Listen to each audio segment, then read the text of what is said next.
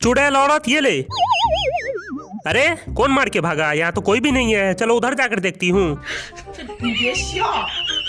अरे बाप रे, ये तो ठंडा पानी डाल दिया। आज तो इस मोटे के बच्चे को छोड़ूंगी नहीं। अरे पागल औरत, पहले पकड़ तो सही, उसके बाद ना कुछ करेगी। कहाँ चला गया? अभी तो यहीं था।